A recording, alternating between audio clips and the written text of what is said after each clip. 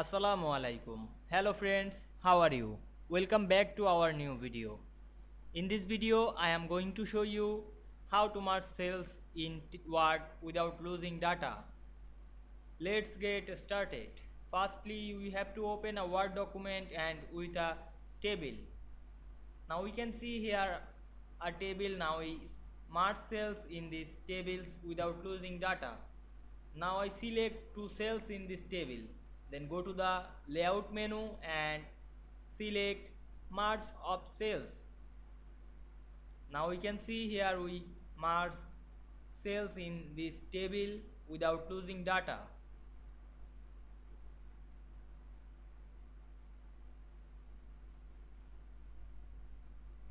I hope you enjoyed the video.